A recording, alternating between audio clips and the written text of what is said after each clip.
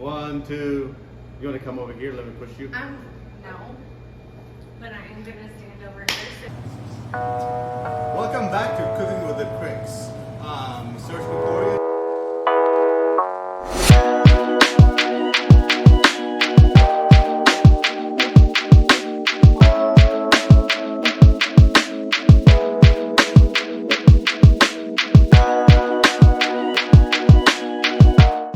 Welcome back to Cooking with the Kriks, Season 3, Episode 1. We're finally back, guys, and we're so excited.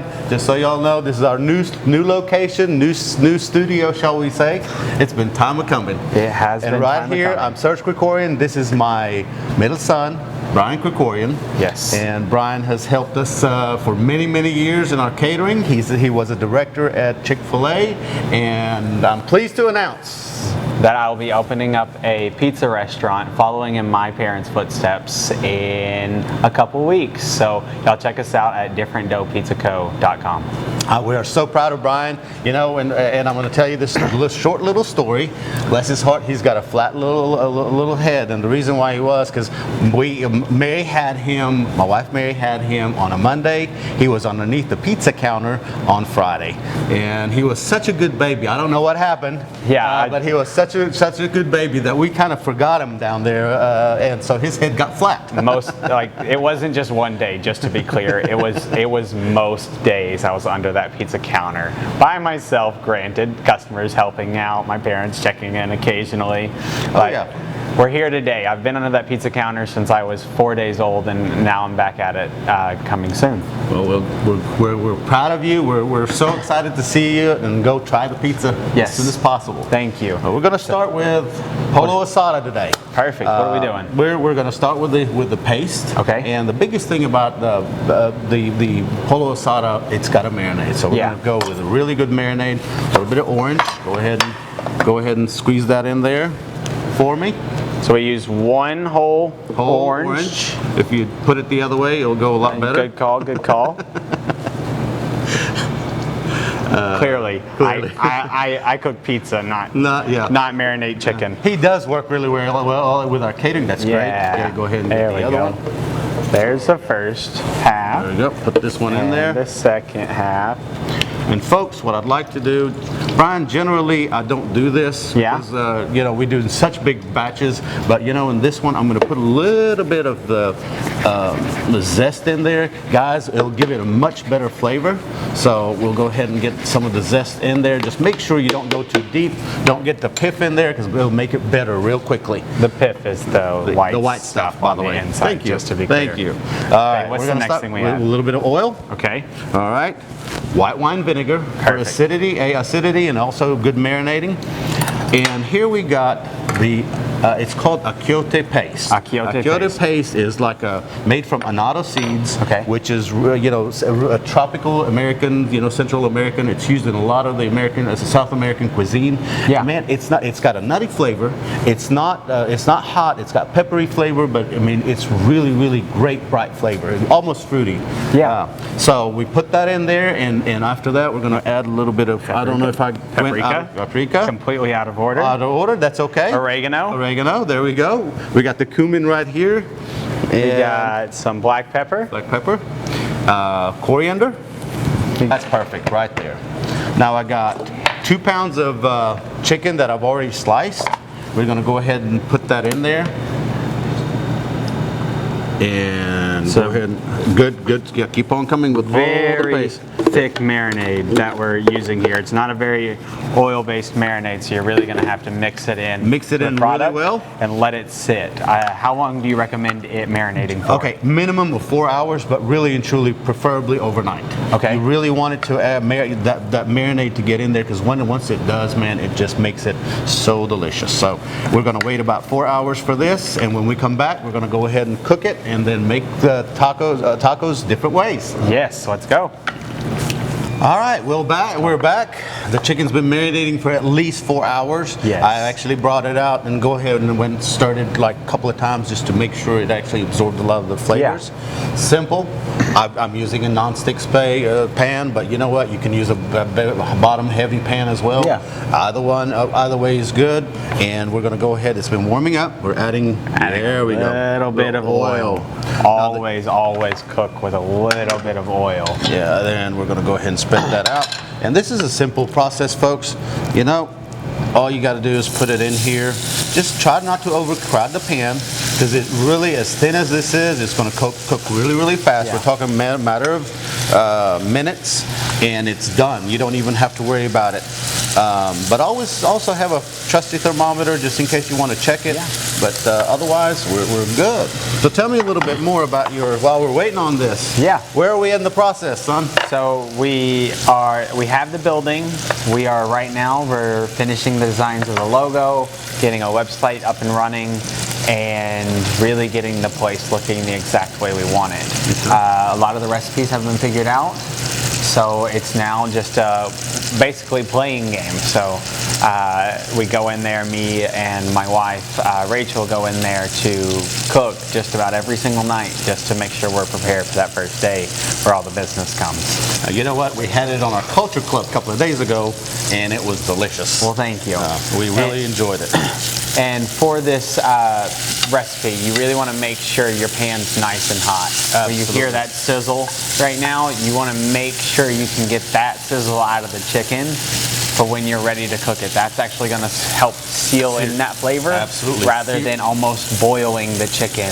And you can see it's not boiling, it's sizzling, and that will actually give it, and once it starts caramelizing all the sugars around it and seals all the flavors, man, it's going to be amazing. Absolutely. And like I said, as you can see, I'm cooking it in batches. This process is only going to take about 2 to 3 minutes. I just got to make sure, and exactly what you said, is to make sure you don't overcrowd the pan and get it to sear. Hey, guess what? That was our ice machine. It's still working. We still have ice. Don't worry, everyone. Yeah. I know we were all curious today. But when we come back, it should be ready. Yeah. All right, Brian, looks like this is the last batch. Yeah. There we go. Folks, as you can see, man, it looks so good. And nice, crispy, ready to go. We're going to put this down a little bit on somewhere where we don't burn everything. But hey, how was it? It's very already good. eating I'm sorry, I had to. Yep, well, let me taste it as well. Fresh piece, right out of the pan. Phenomenal. It is very good.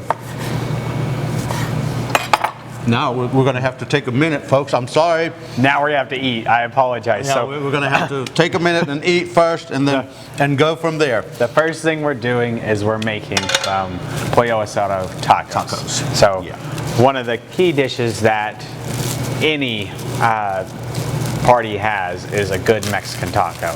And what we have is this Pollo Asado that we've been making today, and apparently we're using a smaller flour tortilla for this. So I apologize for the early mistake, but we're going to make something else here later, Absolutely, so stay tuned. Yes, we're going to definitely do quite a few different ways. Yes. The reason what I like about this dish, it's so versatile. Yeah. You can do so you can have it for brunch, for lunch, for dinner, and you know the Breakfast. leftovers you can do. Hey, breakfast. Breakfast. That's right, and we have that quite often, as a matter of fact. But what I did was I started with just a little bit of just regular store-bought tortillas.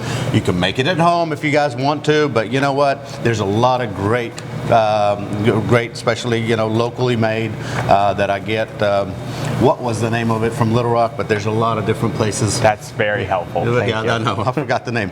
But stay tuned. It'll come back to me eventually. But all you do is warm this up a little bit, and we have it already warm. I'm going to start with a little bit of the taco meat. Sure. Chicken tacos. This is as simple as you could be. You can see, folks, since it's for, be generous. Be generous with it. We got the tacos. We're adding some little bit of cabbage. And we're adding a little bit of cotija cheese. Tortilla cheese is just it's a very crumbly cheese that adds a lot of really creamy flavor to the taco itself. And some pico de gallo. And we got ourselves a taco, and an amazing taco, I might add. Then we'll go ahead and do something for breakfast, like a brunchy food. We're going to start with the eggs, and I've already done some eggs, scrambled some eggs already. We're going to put that in here. Start with the eggs. Okay. All right. Go with the chicken next. Not quite as much. A little bit of chicken, but still, you can be generous. Yep, you can be generous. Yeah. And then again, I'm going to do some, put that in here so that it's a little bit easier on me. You got the tacos. Again, if you'd like a little bit of cabbage, you can, but some people do not like it. They usually just use pico on there. And again, you can put a little bit of cotija cheese. And finally, my favorite way to do this is to have do it as a quesadillas. Quesadillas is my favorite. Okay. Folks, you put that in here, and it's a non-stick pan. Add a little bit of non-stick spray as well for extra double protection. Yes, and we're going to go ahead and be very generous with your chicken again. Yeah, we're going to just keep going. Yeah, well, you know, we can stop somewhere, but hey, we can just keep going. Don't worry about it. We got some more, so don't worry. He's adding some peppers. I'm adding more chicken. Yep.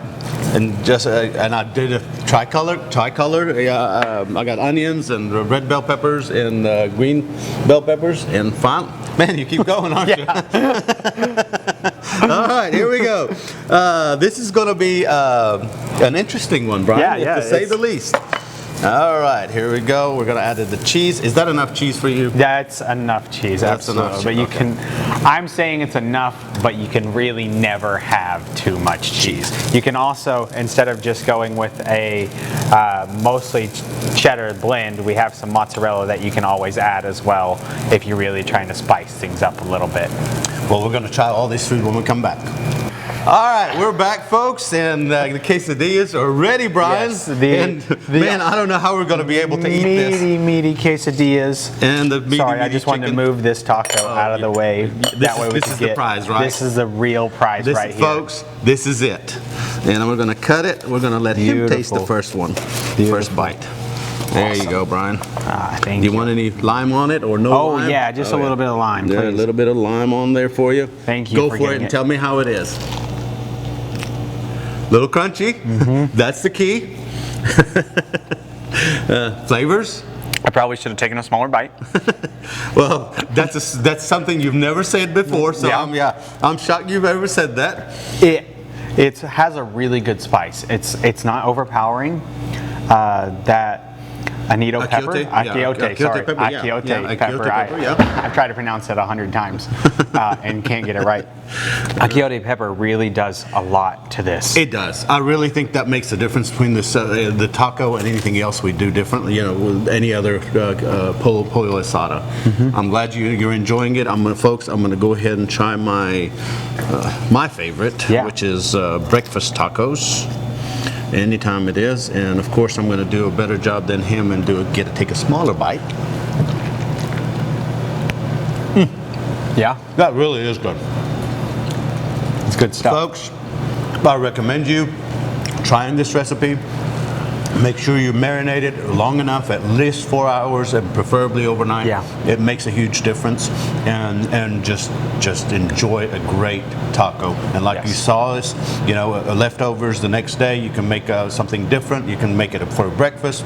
You can also for a couple of days later, you know, make a nice little quesadilla. Yeah. And hey, you cooked one time, made 3 different dishes. How easy is that? Easy as it can be.